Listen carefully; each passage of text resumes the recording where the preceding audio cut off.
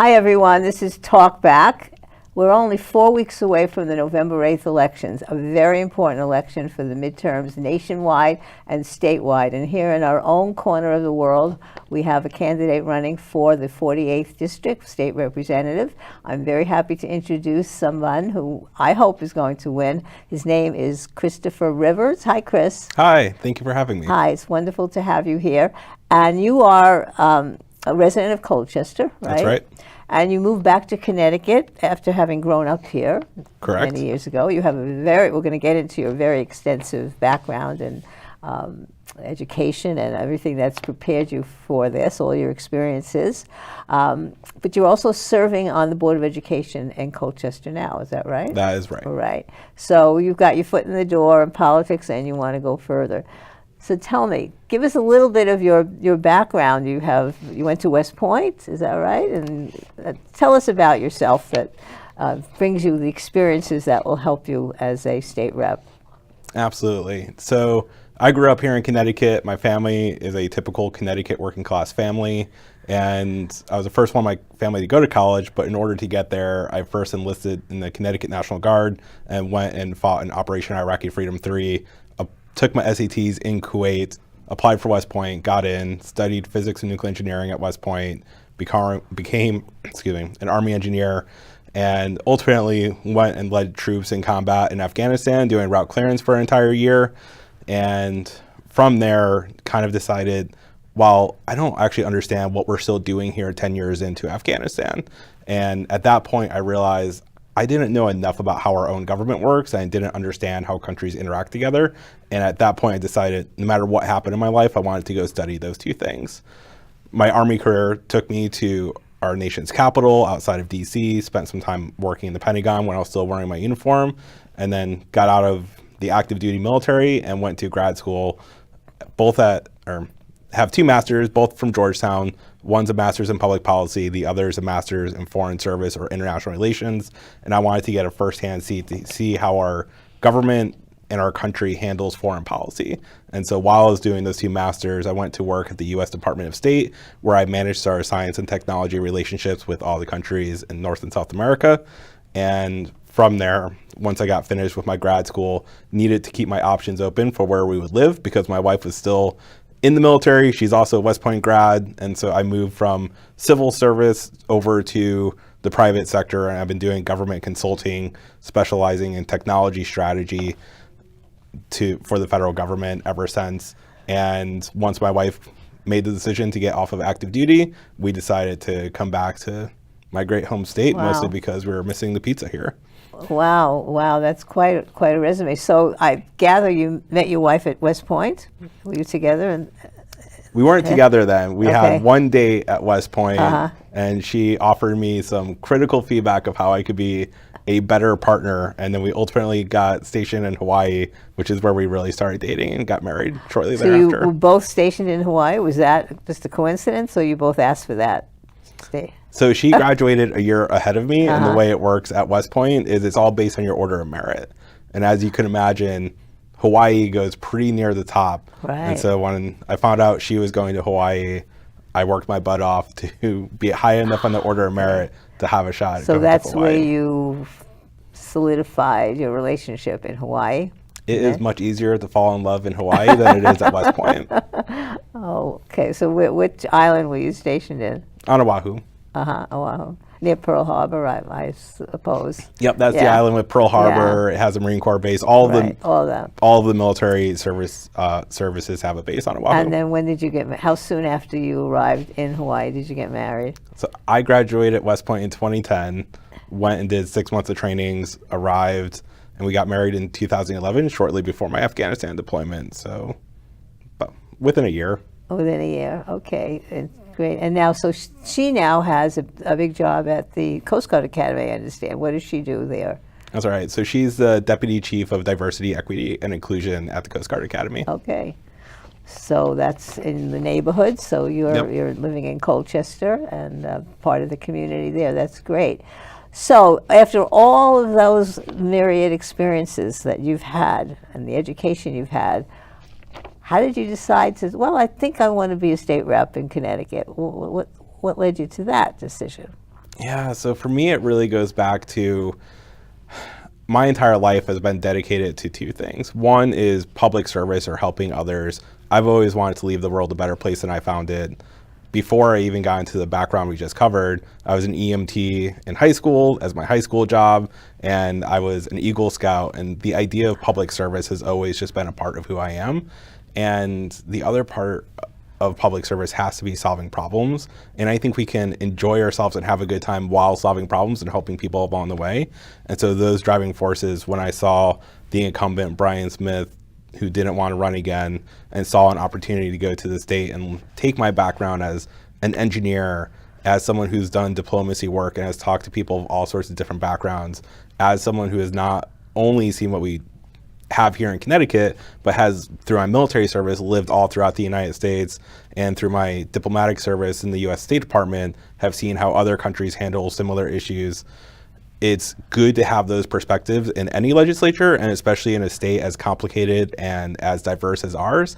I think particularly good, and in particular, that kind of engineer mindset to just look at systems and solve problems with systems is important. That's why I want to go. Great. So we know that so many people have lost faith in government.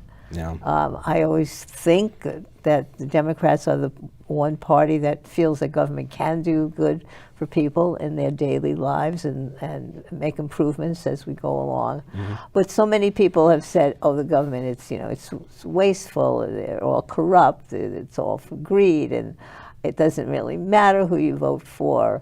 And how do you come in now and say, wait a minute, that's not true.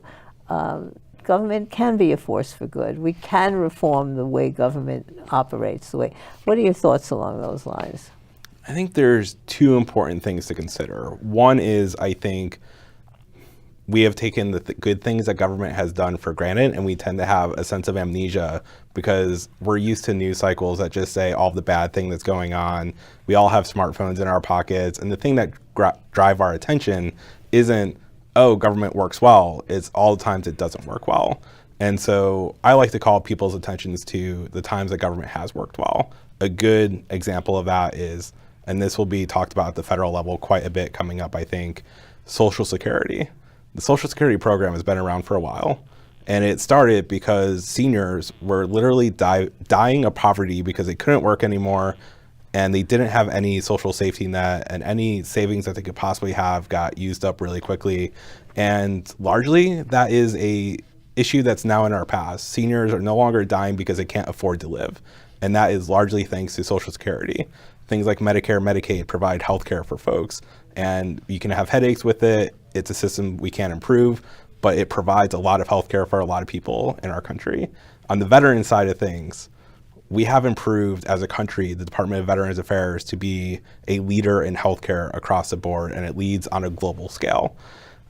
And if you don't think any of that is interesting or useful or impactful to your personal life, well, we also live in a country where you don't have to worry about the bridge collapsing when you drive over it. We live in a state where you can go to any pizzeria you want and not have to worry about getting sick. These are all instances that government has done well by the people. And yeah. There's a interesting form that's been making the rounds for many years. It talks about how when Mr. Joe gets up in the morning, every step he takes is because of the FDA made his coffee safe. It's because the federal government made his car safe. It's the energy. The streets are there because your town has proper sidewalks and streetlights, and so on, go and on and on. Yeah. And people don't realize the importance, especially of people like you who want to work on the more local issues, and how impactful they are. Your decisions are on people's lives on a daily basis. But talking about that, I was just talking to Congressman Courtney, and we were saying how the Republicans, they want to turn back the clock on Social Security, on Medicare, on prescription drugs, and so forth. How do you fight that impulse? Well, not only do they want to roll back the clock on it, they want to roll back the clock with no plan to replace it. And I think it's fair to have a debate about how we can make these programs better, but you have to come to the debating table with a plan that addresses the core issue at stake. And I think the way that we roll it back is or the way that we push back against the modern ideology of the Republican Party is we have to get to a place where we can say we don't take anyone for granted anymore. I think when you look at elections and how campaigns work, it's always a rush to the finish line. We have 28 days left, I think, as of right now. There's only so much time, and I can get how candidates and campaigns can narrow their universes of people they want to reach out to. And that might be a reality of some campaigns, but once you're elected, you have to still stay in touch with everyone that's out there. And I think that as long as we go and actually talk to people face to face and connect with people on a human to human level and say, hey, these are the solutions that are actually going to impact your life, I think that we will start to turn the tide. But it's an uphill fight because of social media, because it's a lot easier to say no than to roll up your sleeves and come up with difficult answers. It's very controversial as to whether or not this election will be a surge election, whether because of something we'll talk about, the abortion decisions, or because of the whole issue of the health of our democracy, the January 6th thing, Trump still in our lives, that maybe this election will be a surge one where the Democrats will do very well, or whether we'll follow the trajectory of the past where the party in power usually has a drop in. But in Connecticut, though, we have a good governor, lieutenant governor, great constitutional officers, actually, and a good legislature that's passed some good bills in the past. So hopefully we'll be safe in Connecticut. Maybe the rest of the country won't be, but let's hope. So what are the issues that I'm assuming in your campaigning, you're talking to people. Yep. What's important to you, Mr. and Mrs. Voter, as you're going around? What do they think is important, and how you can do something about that? Yeah, and that's a great point. My campaign is all about connecting with voters out throughout all 4 Well, let me show towns. you.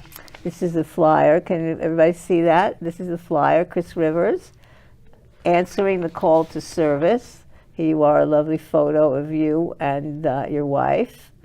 And Chris fought for us abroad, and as our next state representative, who will use his skills as an engineer, diplomat, and consultant to fight for us here at home. I like that, answering the call to service. So tell us, what, as you work with that call that you feel, what are the people telling you are important? Yep. So when I'm out door knocking, the number one issue that comes up all the time is overall affordability. And part of that is taxes. I will happily admit that we have some high taxes here in the state, but part of that is also, can I actually put fuel in my car? Can I afford to do that based on the wages that I'm earning? Can I afford to take my child out to eat for their birthday? Can I afford to maintain the same style of life that I've had for my entire adult lifetime? And that question used to be a foregone conclusion for most working class Americans. And with the high inflation we're facing, the high fuel costs we're facing, that's no longer a certainty. And that has a lot of people wondering, what can we actually do about it? And my answer is, yes, part of this is national, a lot of this is international. No one party should really be to blame if you want to follow the facts. I think it's been 30, 40 years in the making. And a big part of it that we need to do as a state moving forward is, short-term answer, give people help to get through the winter. People are going to need to pay for heating oil, and we should make sure that us as a state that has some of the richest people in the country living in it should be able to find a way that, hey, if you're having problem heating your home this winter, we as a state should be able to help you get through this winter for a short-term answer. Long-term, the inflation that we're facing right now, 70% of it is being driven by oil and fuel prices. Right. So to make sure we never end up here again, which I think any responsible government should be asking that question, we need to get energy from more places. It cannot just be oil, it cannot just be gas, and that includes the heating oil in your house, that includes the gasoline you put in your car. And I think that us as a state are in a really great position to leverage the infrastructure money that's coming from the federal government and other programs to just get energy from more than one source. So the next time there's a hiccup or a global catastrophe in the oil market, our working class families don't have to pay the brunt of that burden because we're not getting all of our energy from there. It's going to take time. It's going to take investments, not only in the point where we generate energy from, it's going to take investments into grids that were designed back in the 50s and 60s And we can fix this system to make sure this doesn't happen again, and we could be a model for the rest of the country, and I think it should start right here. And are the people at the door talking about climate change? Do you think that's an issue that they're worried about? So for your normal working class family here in the district that I'm running represent, most people don't bring it up as climate change, but we have a lot of farms in the district as well, and the farmers all understand we're facing 100-year storms or 100-year droughts every 25 years. They're understanding that their crops are not growing the same way that they've always grown. And for them, they're also business owners. And so they see it every year, and it's getting worse and worse from what they've always done perspective. And some farmers are adapting to it.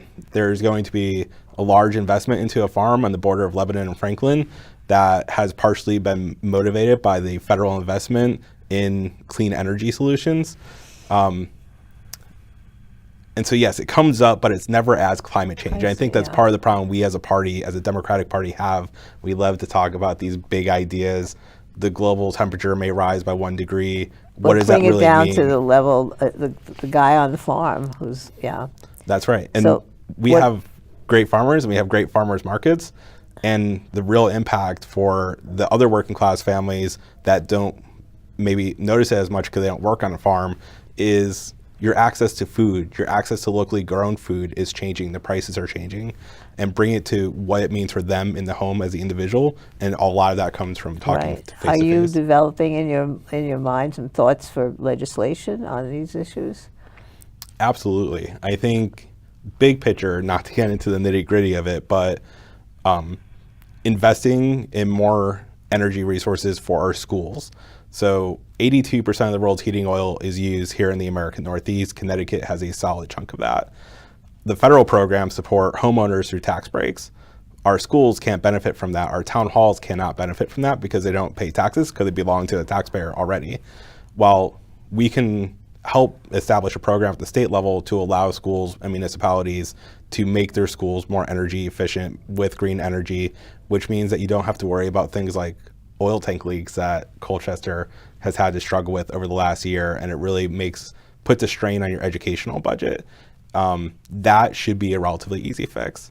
The other thing from a food perspective, from a farmer's perspective, is here in the state, we have some areas that face food insecurity. We have farmers that oftentimes struggle to get their products to market. We should be able to have a program that connects those two dots, and we don't have to monitor the market. We don't have to have the government control the market, but we can certainly have programs that help connect the farmers that have food that they need to sell, and it's really amazing food, to the areas that need more food to buy. That, from an engineer perspective, is a solution waiting to happen. Yeah. So another issue that you think is important are people talking to you about the education of their kids? Because I read that Connecticut is number 3 in the country after, I think, Massachusetts and New Jersey for the best quality of high schools. But that doesn't talk about the whole picture of education and what's needed to fuel the economy. So talk about that. What do you think are the issues involved in education? So I think for us here in Connecticut, we should have the goal of having the number 1 schools, not just in the country, but in the world. But the reality of that can't just be Greenwich has the best schools in the world, or Avon, these communities that already have a lot of wealth, and it's great, their kids should get a great education as well. But towns like Colchester, Lebanon, Franklin, and Basra also should have amazing schools, because we don't know where the next genius is going to be born into, and it benefits all of us to have the schools be as good equally across the board as possible. And I think the way that we do that doesn't necessarily require a whole lot more investment. We as a state already invest quite heavily into our school system, which is a great thing, and we should continue that. But we as a state could also do a better job of sharing lessons learned across school districts. We have 169, I believe, towns, nearly as many school districts. We have a lot of school districts that are solving the same problems, and we should be able to use our State Department of Education to share the lessons learned throughout school districts better. The other thing that you learn from being a consultant is having measures of success that drive outcomes. So in our state right now, the biggest measure of success of how well or how poorly a school district is doing is SAT scores. It's a metric. I don't think it's the end-all be-all metric, but it's an easy one to measure. And the problem with that as being the main metric of how well schools do or don't do is it inherently sets up your entire curriculum to that test because the school district want to do well, and it sets up And to a an presumption. academic career rather than an industrial or mechanical career, right? That is exactly where I was going. It sets up a presumption that the only path to success is going to college. And meanwhile, out here in Eastern Connecticut, and I'm assuming when you were talking with Joe Courtney earlier, he probably brought up the need for workers at Electric Boat. Right. We have needs for trade workers. We have needs for people who are going to go into a normal business like McDonald's and go onto the managerial track. And we have need for people to go to college. And the metrics that are driving our school system and measuring how well school districts do should be able to account for those, in my opinion, 3 equally good outcomes. If you come through our Connecticut public education system, regardless of what town, you should be able to come out with life skills, be able to balance a checkbook, understand what a credit card is, understand how your government actually works, and be able to engage with it. You're bringing up interesting things because I think the civics is something that should be done more in school. Does Colchester have a civics class devoted mainly to how your government works, being a good citizen? Do they? So there is a civics class.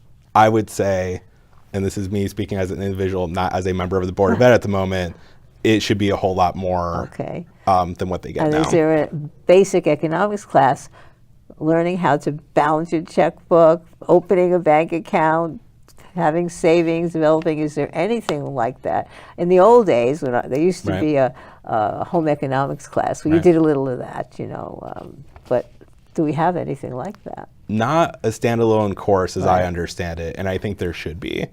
And I think we should also remember that educating the next generation also help educate people that never got that training, because when your student brings home what do different credit cards mean, or how does this checkbook work, folks who may have forgotten, who were their parents. Well, you know what? I think I'm revealing age. We're not going to have checkbooks. Everything is going to be in the cyber world, right? Right? There's not going to be. I think money is going away too, in terms of money that you can tactile feel, right? It's heading in that direction, but I think it'll still be quite some time. But people still have to manage those things that they have in the cyber world, right? That's right. And one thing I learned about learning physics as an undergrad, start with the manual process, and the manual checkbook process is still the basis for how you manage your credit card or your online accounts. And doing that and learning how to do it by hand is a great place to start. Right. I think those are lost arts. I really do. So I know the other issue is, and you bringing it up, is all the job openings. How do you connect them to the education that you need? What kind of programs do you develop to help do that? So I know our state is increasing investment into worker training programs, and we've seen that here in Eastern Connecticut take effect. I think we need a whole lot more of that. I think from my perspective, when I was at West Point, all of the different parts of the Army come to you at West Point and say, here's what an engineer does, here's what an aviation person does, and you get to ask them questions. And I think we're doing a disservice to the next generation if the recruiters are out there for the military, certainly, but we should be able to bring local businesses into the schools and say, here's the type of workers that we're looking for, and here's what we do. We have some amazing small businesses in all 4 of these towns. We make safety nets for major league stadiums. We do all this amazing things, but most of it goes behind the radar, and not every student is going to understand that they can have a future doing that. And I think if you want to break out from this pattern that basically my options as a child looking up are, what are my parents doing and what are my closest friends doing? Well, let's bring more opportunities to them. Let's bring Electric Boat to go show the students this is what a welder making a nuclear submarine actually does every day. Mm-hmm. And I think the more that we can connect employers to students to just show them the world of options they have without having to go too far, I think we'd be doing a whole lot better. Well, the other thing is, how do we keep our best and our brightest to graduate our colleges, our communities? In Connecticut, how do we keep them here? That was one of the things that I know Governor Lamont always talks about, and that's very important to him. What are your prescriptions for that? I think there's a few things that we can do, and it's important to note that for any of the issues we're talking about, there are not bumper sticker answers for. There's a lot of different levers that we need to pull, and we need to adjust and assess how it's going. There isn't just a one-size-fits-all answer for the entire state, but if you want to attract more people who are the best and brightest or the hardest working then you need to offer the things that they're looking for. A lot of the next generation is not looking for a 45-minute commute. Public transportation is something the next generation would love to see more of. In Colchester right now, we have 3 bus stops, and I think only a couple buses that come every day. Not going to be something that attracts up-and-coming families to Colchester for quite some time. Ultimately, I think it means more choices.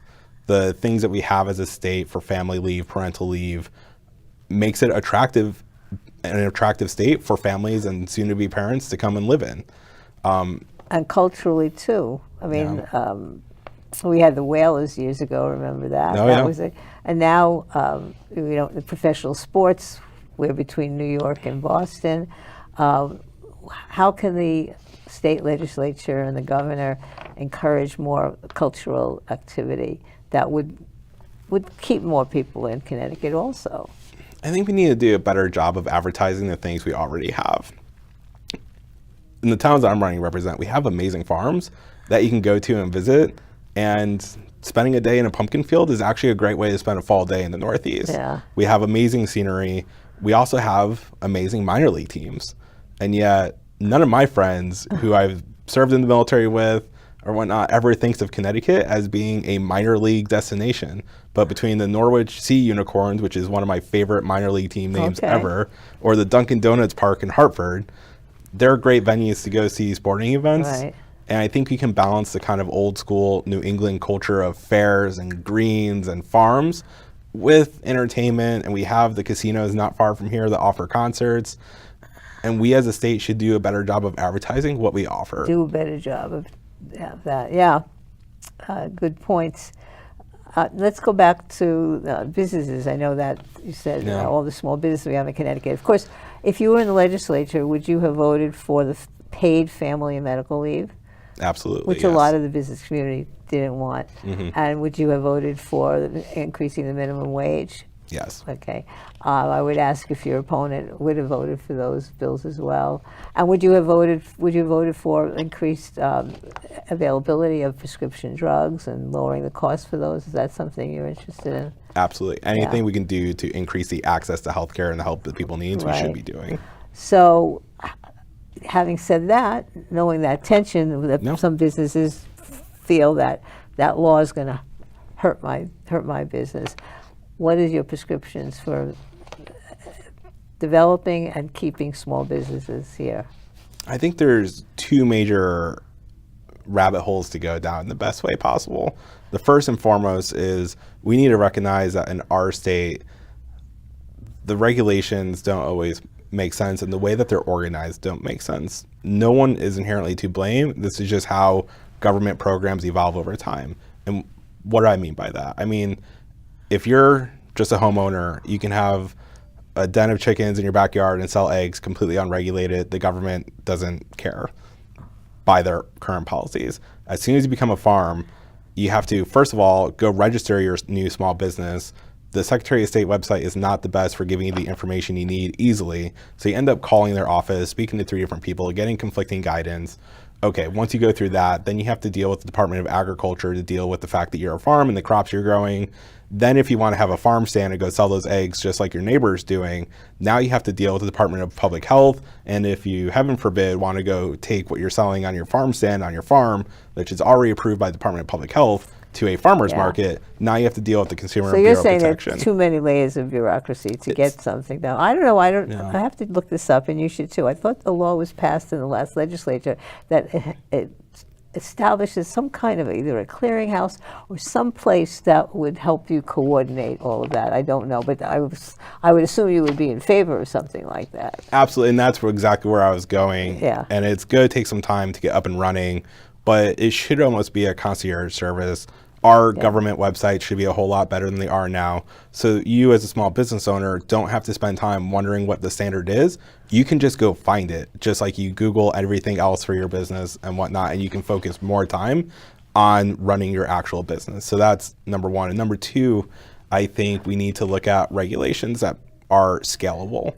So if you're a small business in our state, you're in a much more competitive market that has a much higher likelihood of self-policing itself because people can go elsewhere. If you're a big business, how do you define a small? what's a small business? Is it defined in the amount of gross income or number of employees? How do you define what a small business is? Yeah, I would say any business. I mean, this is off the top of my head, and we should probably do a study to really get the ground truth of what a small business is. But any business that's 50 employees or less would be in this category in my mind. And regulations, I think we should be able to find a way that scales them based on your type of business. So if you have a restaurant, there are certain public health requirements that I certainly still want you to have. But it is a different bar for me in my mind than if you're providing food to the entire Eastern Seaboard. And I think that we can have scalable regulations that if you're a small business gives you a little more wiggle room than the protections that we need from the large corporations that we also have in the state, and there's nothing against them, but that's where we need more of a government presence to protect those workers and protect us as consumers as well. And we need to get out of the old school way of thinking, which is very binary. We either have a regulation or we don't. Either everyone has to abide by it or no one does. And I think we can scale certain regulations to meet the need and balance how business friendly we are versus how much protections do we have for people, and there's a way to do both. Right. Isn't that the whole tension, I always think, between the Republicans and the Democrats? The Republicans want less control, less regulations, want the free market to flow more freely, and Democrats say, well, we have to protect. We don't want the businesses raping the customers, raping the environment, and so on, right? Absolutely. You have to have the proper balance, I guess, right? Right. And this is the thing that gets lost when you're in these ideological driven political debates. At the end of the day, where the rubber meets the road, I don't think very many people will argue with the fact that government has a role to set rules to the market, and those rules really benefit some groups, offer protections for other groups. But all you hear about in attack ads and and how politics is covered is it seems to be all or nothing. And I think we need more of an approach that looks at the system. What are the few tweaks we can make to really make it hum? And let's go from there. Regulating the balance, getting the balance right. Yeah. You also are concerned with the cost of government. So people think, that there's too much corruption, there's too much incompetence, people aren't watching their pennies. The big example in the federal government is they're spending $1 million for a thumbtack in the Department of Defense or something like that, right? You hear that. So what are your concerns about that, and what ideas do you have to fix that? Right. So on the corruption or fraud, waste, and abuse, dirty words that you hear thrown around all the time, there are safeguards that we have, and we should make sure that those safeguards work. However, often what you see as inefficiencies and bureaucracies or the multiple layers that I just talked about for small businesses, most of the time, it's just the evolution of government. A lot of the programs that we have, whether they're state or federal, many of them started with a glimmer of a good idea in the 50s, was a small program, and then started to grow, and then all of a sudden you add something to it, and you add something else to it, and pretty soon, by the time you get to 2022, you have a whole bunch of different offices that do a similar thing, but have different authorities, and it's not a system that was designed from the beginning to work well for where we currently are Right, so they get bloated, and they have too many, and then it's hard to scale it back because you're messing up with somebody's employment or some interest group and so on. Absolutely. So I know there have been, over the years, in every level of government, they always have a review board. I think Al Gore, when he was vice president, was in charge of that.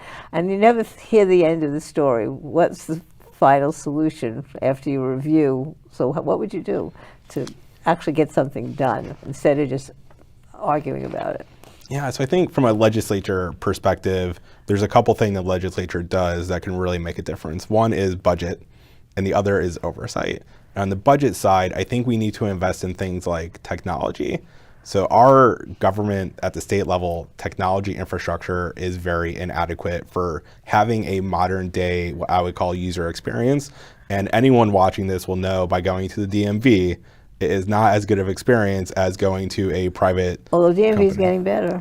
And that was what I was just about to say. It is significantly better than when I was a kid first getting my license in the state, but we still have room to improve on that. And that, I throw it out there because everyone has been, or most people have been to a DMV experience that they have found lacking. Well, part of the issue with the DMV is the DMV for a long time was based on a mainframe computer. And for those who are not technologists, don't worry, that's as technological as I'm going to get. But we can bring in technology that really incentivizes a process that works. And the end experience is that our state employees can focus on the job that they're actually supposed to do, not on worrying about if the mainframe computer is down or not. And what it ultimately means is more efficient and effective government, a better user experience so people who need the services can get it without having to take an entire day off. And I think investing in technology up front, a lot of people in legislatures, not just in Connecticut, but across the country, get involved because they're politically savvy. They really love public policy. Not a whole lot of technologists go into the legislature to begin with, and having more legislatures across the board, regardless of party, who are not afraid to lean into technology and understand how we have to invest in order to get the technology solution that we need to make government better is very important. And the biggest barrier to that happening is fear. Because at the end of the day, most of our political appointees or lifetime civil servants who are running these departments and agencies, not a single one of them have been fired for the mainframe computer going down and they managed that downtime well. A lot of people have been fired because they tried to modernize without maybe having everything lined up. And at the federal level, it's easy to point a finger at how healthcare.gov rolled out. That caught the news. It did not end well for a lot of people from how well their careers were going. And that's what people are afraid of. But if we had the legislature investing in it so you can bring up a new technology system while your old one is still online and roll it out to people when you are very confident it's going to work well, that will make a real big difference for years to come. And the other thing I'll say, and this is just a topic I love, so I apologize for going too far down into the weeds, but technology in government only works if you have a technology that works with the people you have, or you have training to get them up to speed. And it only works if you make sure that the process works as well. If you just invest in new technology and think that's going to solve all your problems, it will not end well. Do you have an opinion? Have you looked into the Connecticut legislature itself as to whether or not it's using the most advanced technology in its processes? So I think in layman's terms, the Connecticut legislature, like everyone else, has had to take a giant leap forward with the pandemic. I think there's a long way to go that we could do a whole lot better with the technology infrastructure for the legislature itself. But it has come a long way in a couple years, which gives me hope that it can go a whole lot further. Right. So if you get, when you get elected, Yep. We won't say if, we'll say when you get elected, what will be your 3 legislative priorities, if you could give us that? Yeah, I think priority number 1, work on finding ways to make Connecticut more affordable for the working class. And yes, that means finding ways to cut taxes that don't cut services. That means making government more efficient and effective. That also means protecting people's wages so they're not taking the brunt of inflation and or corporate greed. Priority number 2 is education. Education is the key to so many things, to include our entire future. So when we're all retired, we want the next generation to be excelling on a global stage so we can sit back and enjoy our retirement and watch them thrive. It's also the most expensive thing any town in the state does, but it's also the best investment that we make. And that is true whether you're talking just purely on education and their economic benefit. It's also true in how do you actually fight crime? Well, the best, most cost-effective way to fight crime is by making sure people have a great education that leads to a job that they could be proud of. That is far more cost-effective than just buying more police officer and more gear on the policing side. And item number 3 on the agenda would be really finding ways to bridge the gaps between the political debate and talking points that happen at ideological level, and making sure that people feel connected and feel like they're part of making the government better, and making sure that the investments that the government is going to make, and the state is going to have a whole lot of money from the Infrastructure Act for the next several years, making sure that is spent in a way that is actually helping people here in Eastern Connecticut. Okay, great. So before we end, I want to talk about a couple of subjects that are both national in scope, not just on the local level. And on the national level, I know in the congressional and Senate races that we have, the abortion, the Roe versus Wade overturning is a big issue that's galvanizing a lot of people to the polls, Right. we hope. Do you find that as an issue and you're going around to the voters? And tell us how you feel about that issue, because even though Connecticut has codified Roe versus Wade, there are now threats that if the Republicans take over the Congress, the Senate and the House, they will want to pass a law nationalizing restrictions on abortion, which was against what even the court said when it said we're going to make it, send it down to the local level. Right. So talk about that and how you've seen that come up in your run. So first and foremost, I have been happily surprised with how many people actually bring it up at the door. It's not just a woman's issue, although it is a woman's choice. A lot of dads, a lot of brothers, a lot of fathers are and sons are very concerned about the women in their lives. And I think oftentimes those of us in political circles tend to have a thought of, well, it's a women's issue, so women should be advocating for it. In my mind, this is an issue that isn't so much about right or wrong. You can come down on either side of whether you should individually get an abortion or not. It's about what is the role of government, who gets to make the choice. And in my mind, it's very clear. A woman and her healthcare provider should be able to make that choice in private, and the individual person who is making the choice could bring in whoever else they want into their decision-making process. If they want to call their local state rep to have them feed into it, great, they can do that. If they want to include their partner, their faith-based institution, whatever faith they are a part of, great, they can do that. And I think for me, this is about the freedoms of being able to choose what happens to you. And there are, all the different major faiths have different stances on it. In the Supreme Court decision, it even says, we as a country have wildly different stances on it. So in my mind, we need to do everything we can to protect the ability of a person to make a choice about what happens with their life. And we also need to protect our healthcare providers to make sure they're not going to be subject to other state laws who may take a very different stance than what our values are. So you would have voted for the law that enables people from out of state to get services here in Connecticut. Absolutely. And protects our medical personnel from anything happening in another state where they might come after them for supporting an abortion or other medical procedures. So sure. All right. So you do think it is an issue that is motivating people at the polls this year? It is definitely an issue motivating people at the polls this year. And now just finally, I want to talk just a bit about an issue for this month. October is Domestic Violence Awareness Month. Yeah. And the Connecticut legislature has also over the years passed some good legislation protecting victims. And would be interesting to know if your opponent would have supported the most recent Jennifer's Law, which expands the zone of protection for cyber stalking and coercion against a victim.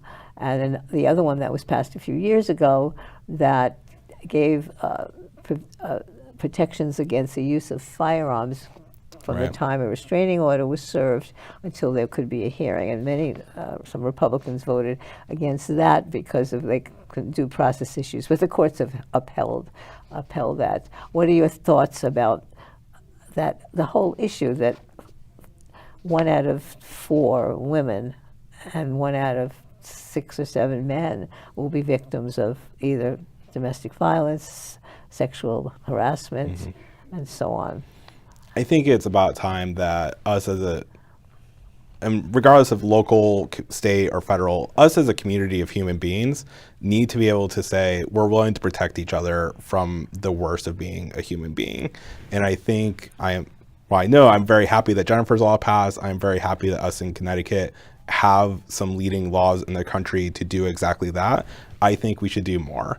I think we have a serious mental health crisis in our country. I think the role that drugs have played, and substance abuse has played into this, has largely been it should be criminal or not criminal debate, but all these things affect all of us. And anything that we can do to protect victims or potential victims, we should absolutely take a hard look at it. And there's a way to do that offers people due process. There will always be some false claims out there, but we have really smart people in the legislature who can think through these things. There are plenty of lawyers in the legislature who are very good at thinking through these things, along with the staff that we have there. And when you're talking about things like red flag laws, when you're talking about the ability for police to come to a house and separate and stopping something bad from happening, our legal system should be able to reflect our values and protect victims. And I also think we need programs to help educate people that, hey, we're all human beings, and we should be able to look at each other from a perspective of mutual respect, and we should be able to look out for each other. You know, we are living in a time where we have never been more connected because we have smartphones and social media. We're also living in a time where we've never been more lonely. And I think that's really the crux of it. We've always had domestic violence. We've always had these problems. I think now is the time that we have all these tools. We have so much more data we've ever had to actually address it. And I think at the root of it, a lot of it comes down to basic human-to-human interaction and being able to look out for each other. And we should be able to do that. Okay, great. As we end, I'd like you to address anything that's on your mind that I haven't brought up, and what it is that you would most like to say to the voter. I think at the end of the day, the thing I would most like to say about the voter, because I think we've had a really great interview here, is please reach out, please connect. It's really easy to be cynical about the state of any level of government, but government only works with your participation. For me, please feel free to reach out to chrisrivers.com. I have a contact form there. My personal cell phone number is going on all those pamphlets that we held up earlier. Please feel free to call, text. I am in this to engage and solve problems. I know we can all be very cynical at times.